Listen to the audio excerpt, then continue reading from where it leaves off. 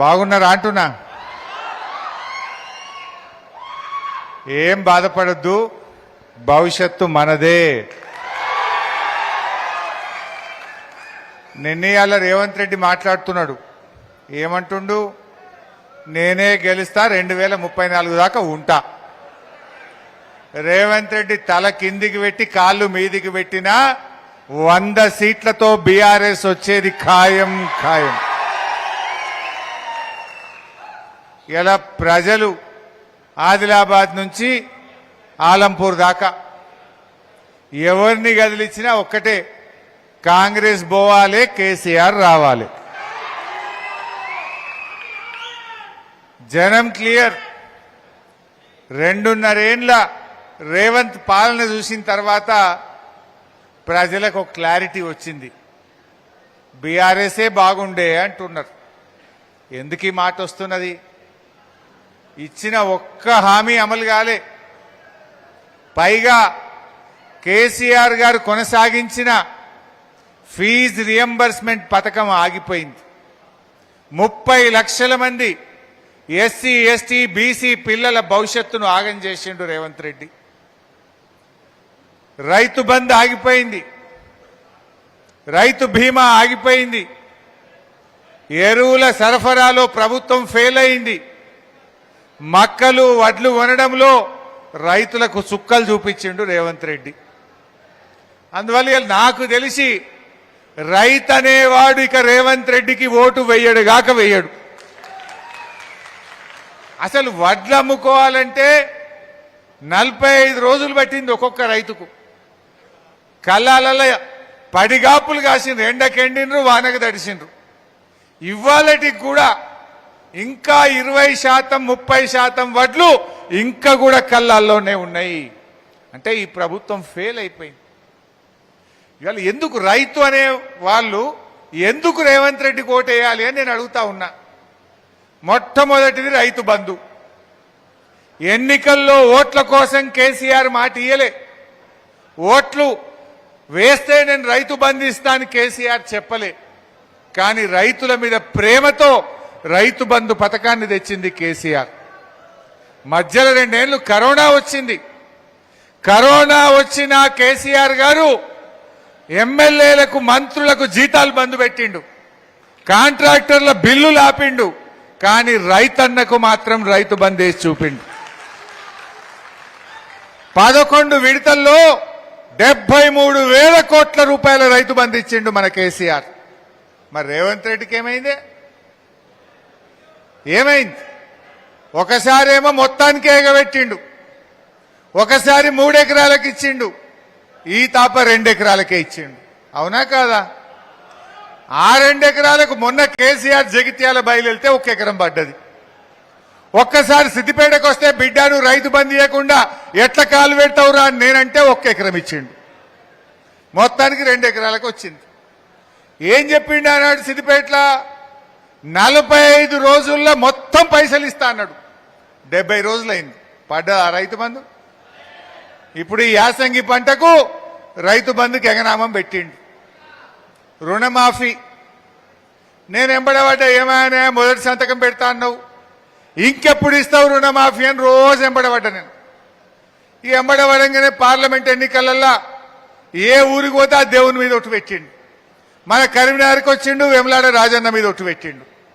మెదక్కి వచ్చిండు, ఏడుపాయల అమ్మవారి మీద ఒట్టు పెట్టిండు. నల్లగొండకు పోయిండు, యాదాద్రి లక్ష్మీ నరసింహస్వామి మీద ఒట్టు పెట్టిండు. ఖమ్మం పోయిండు, భద్రాచలం రాముల వారి మీద ఒట్టు పెట్టిండు. పోయిన కాడల్లా ఒట్లు పెట్టిండు. 15 ఆగస్టు కల్లా రుణమాఫీ చేస్తా అన్నాడు. 2 లక్షల మీద ఉన్నోళ్ళు కట్టుకోండి, మిగతా పైసలు నేను మాఫీ చేస్తా అన్నాడు. అయినాయా? 2 లక్షల లోపున్నోళ్ళయి కాలే, 2 లక్షల మీదున్నోళ్ళయి కాలే. రుణమాఫీ ఏమైందయ్యా అంటే అసెంబ్లీలో గవర్నర్ చేత 35,000 కోట్ల రుణమాఫీ చేస్తామని అసెంబ్లీలో చెప్పిండ్రు. బడ్జెట్ స్పీచ్లో చెప్పిండ్రు. ఇచ్చింది ఎంత అంటే 20,000. అంటే దాదాపు సగం మందికి రుణమాఫీ అయింది, సగం మందికి రుణమాఫీ ఎగ్గొట్టిండు. 2 లక్షల లోపోళ్ళకు కాలే, 2 లక్షల మీదున్నోళ్లకు కాలే. రుణమాఫీ అట్లా ఎగ్గొట్టిండు. రైతు బంధు ఇప్పుడు 3 పంటలకు ఎగ్గొట్టిండు. పోనీ ఎరువులన్నీ ఇచ్చిండా? కేసీఆర్ గారు ఉండంగా మండలానికి ఒక గోడౌన్ కట్టిండు. కట్టలే మీ దగ్గర? మీరు సుల్తానాబాద్ పోయినా గోడౌన్ ఉంటుంది, పెద్దపల్లి పోయినా ఉంటుంది, శ్రీరాంపూర్ పోయినా ఉంటుంది, జూలపల్లి పోయినా ఉంటుంది లేదా? మండలానికి, ప్రతి మండలానికి ఆనాడు కేసీఆర్ గారు గోడౌన్ కట్టి ఎరువులు స్టాకు పెట్టి 10 ఏళ్లల్లా ఎరువులకు ఇబ్బంది లేకుండా చూసింది కేసీఆర్. పాత కాంగ్రెస్, ఆనాటి కాంగ్రెస్ పోలీస్ స్టేషన్లలో ఎరువులు పెట్టి అమ్మింది. కానీ కేసీఆర్ గారు వచ్చినాక ఆటో ఆయనకు చెప్పి 4 బస్తాలు వేసుకురా అంటే ఆటో డ్రైవరు ఇంటికాడ తెచ్చేసిపోయిండు. కానీ ఇలా మళ్ళా కాంగ్రెస్ వచ్చింది, నాటి రోజులు వచ్చినాయా లేవా? ఎరువు బస్తాలకు లైన్లు, లాఠీ ఛార్జీలు, ఇలా గోసబెట్టే కార్యక్రమం స్టార్ట్ అయింది. ఎరువులు ఇచ్చే శాతగాలే. రైతు బీమా కార్యకర్తలు మంచిగా వినాలి. రైతు బీమాకు రామ్ అయింది.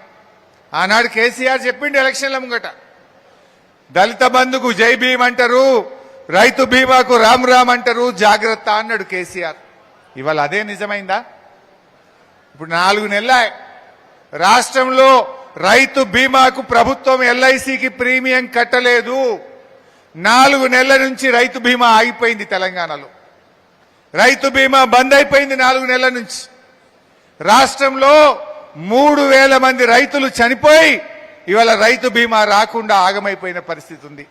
నాడు కేసీఆర్ ఉంటే రైతు చనిపోయినాక ఇంట్లో నుంచి కాలు బయట పెట్టక ముందే వారం రోజుల్లో 5 లక్షల రూపాయలు వాళ్ళ కుటుంబం యొక్క అకౌంట్లో జమ చేసిండు. రేవంత్ వచ్చిండు, రైతు బీమాను బంద్ పెట్టిండు. 4 నెలల నుంచి ఇలా రైతు బీమా రాలేదు. ఏం చేసేది? పోనీ వడ్లన్న కొన్నాడా? వడ్లు అమ్ముకోవాలంటే సుక్కలు చూసిండ్రు రైతులు. గిన్ని రోజులు ఎప్పుడన్నా అయిందా? మక్కలు అమ్ముకోవాలంటే సంచులు కొనుకొచ్చుకున్నారు రైతులే. చాలా చోట్ల సంచులు దొరకకపోతే రైతులే సంచులు కొనుకొచ్చుకొని మక్కలు జోకిన పరిస్థితి ఏర్పడ్డది. ఇవాళ నుంచి మక్కలు కొనుడు బంద్ పెట్టిండ్రు. ఇప్పుడే ఈశ్వరన్న చెప్తుండు, ధర్మపురిలో, వెమ్లాడలో, మెట్పల్లిలో, కొరుట్లలో చాలా చోట్ల మక్కలు అట్లనే ఉన్నాయి, మక్కలు కొనుడు బంద్ పెట్టిండ్రు అంటున్నారు. అంటే ఏంది నువ్వు చేసింది? పోనీ కరెంట్ అన్న మున్పటి లెక్క ఉన్నదా? 24 గంటల వై 13 గంటలకో 14 గంటలకు వచ్చింది ఇప్పుడు.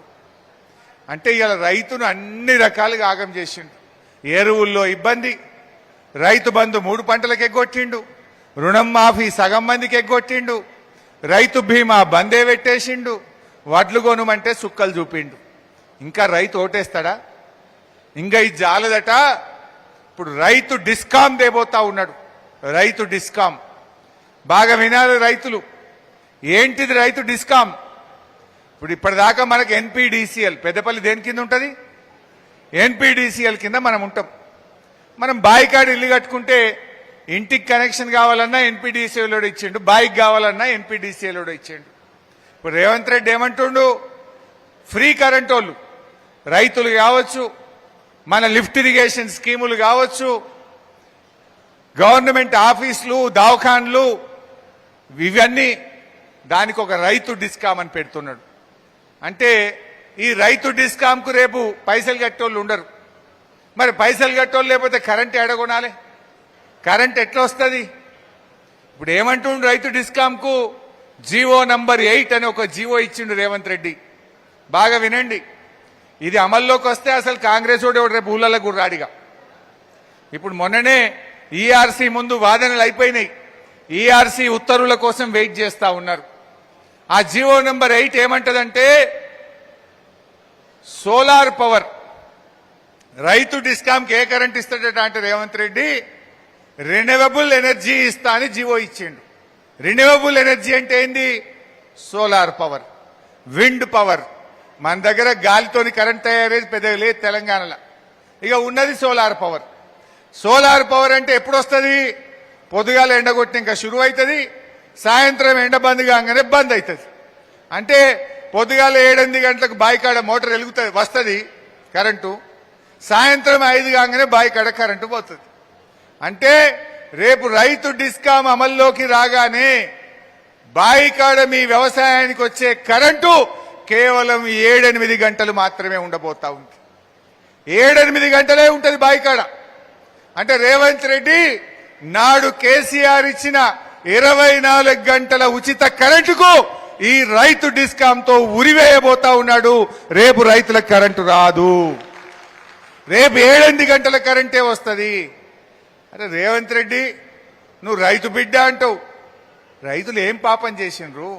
ఉన్న కరెంటు ఉడగొడితివి, రైతు బంధు ఎగగొడితివి, రైతు బీమా బంధు పెడితివి, ఎరువులు సరఫరా చేయకపోతివి, వడ్లు కొనకపోతివి.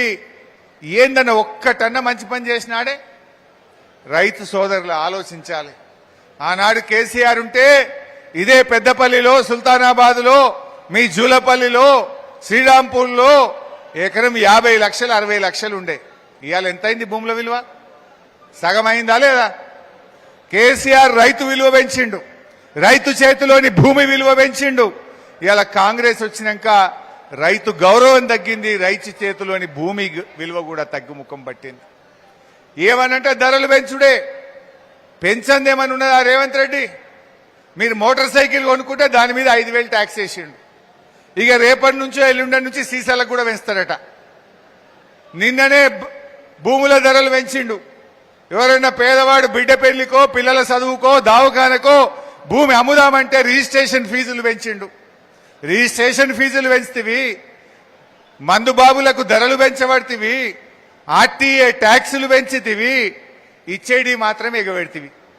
ఇచ్చే రైతు బంధు ఎగబెట్టిండు, పిల్లలకు ఫీజు రియంబర్స్మెంట్ ఎగబెట్టిండు, తులం బంగారం ఎగ్గొట్టిండు, ఇచ్చే పథకాలు బంద్ పెట్టిండు, ధరలు మాత్రం పెంచిండు.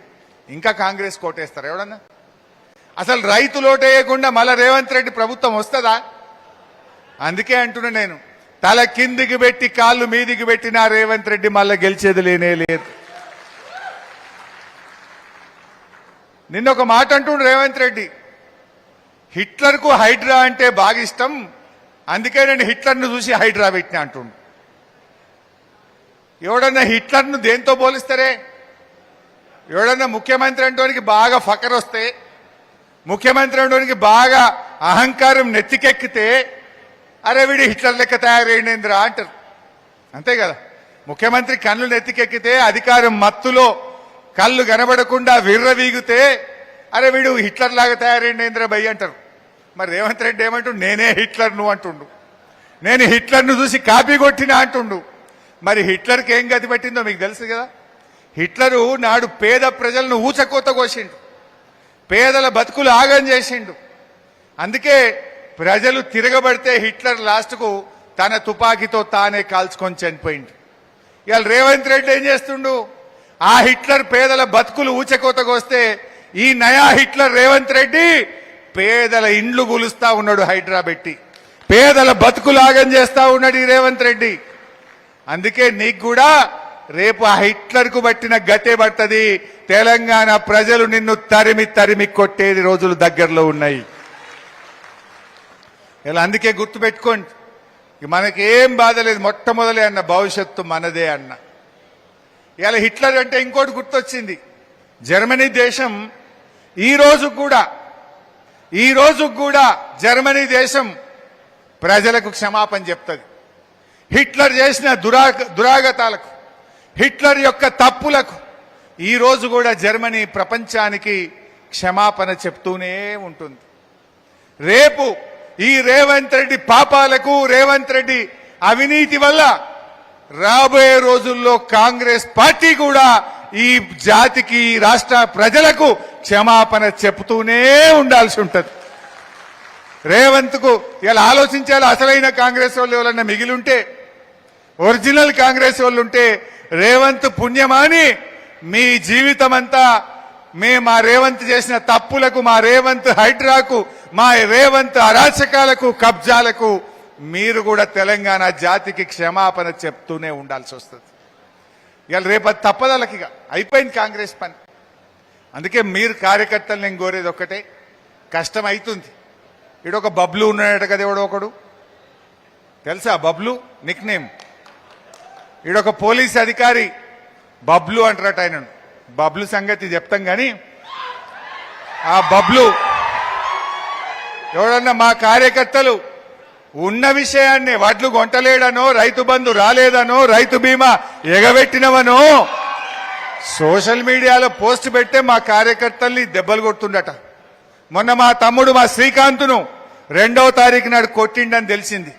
బిడ్డ బబ్లు, రేపు మా శ్రీకాంత్ చేత కేసు పెట్టించి బీఆర్ఎస్ గవర్నమెంట్ వచ్చినాక మా శ్రీకాంత్ ఎంత బాధపడ్డాడో ఆ బాధ ఏందో నీకు రుచి చూపిస్తాం, జాగ్రత్త అని చెప్పి హెచ్చరిస్తా ఉన్నా.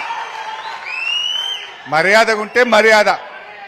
మీరు కాపాడతాడా? మీ ఎమ్మెల్యే కాపాడతాడా ఈ రేవంత్ రెడ్డి నిన్ను? రేపు రేవంత్ రెడ్డి ఉంటాడా? ఆలోచించుకోవాలి. అరే కింద పోలీస్ కానిస్టేబుల్లే మళ్ళా కేసీఆర్ రావాలంటారు. ఇలా నువ్వు ఏ కానిస్టేబుల్ అయినా పక్కకు తీసుకుపోయి అడుగు. వాళ్ళ టీఏలు బంద్ అయిపోయినాయి, వాళ్ళ సరెండర్ లీవ్ బంద్ అయిపోయింది. కేసీఆర్ ఉండగా నేను ఆనాడు ఫైనాన్స్ మినిస్టర్గా 3 నెలలకు ఒక సరెండర్ లీవ్ ఇచ్చిన, బరాబర్ టీఏ పైసలు ఇచ్చిన. ఇవాళ రేవంత్ రెడ్డి వచ్చినాక పోలీసు వాళ్ళకి సరెండర్ లీవ్ లేదు, టీఏ బిల్లు లేవు, స్టేషన్ అలవెన్స్ లేదు, అంత ఆగమైపోయింది. నిన్న ఇవాళ ఆయన ఆరోగ్య భద్రత కూడా బంద్ అయిపోయింది. ఆ ఆరోగ్య భద్రత బంద్ అయింది. మళ్ళీ ఇప్పుడు ఆరోగ్య బీమా అని 1.5% జీతంలో కోత పెట్టిండ్రు.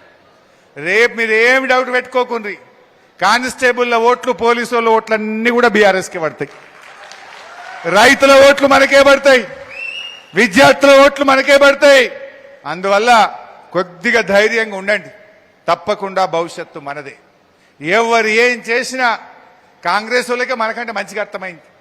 ఇంత అవుతుంది కదా, ఒక్క మంత్రి అన్న తిరుగుతుండా? ఒక్క మంత్రి అన్న వడ్ల కొనుగోలు కేంద్రాలకు వస్తున్నారా? మా మెదక్ జిల్లాలో అయితే ఒక్క మంత్రి రాలేయాలటి వరకు.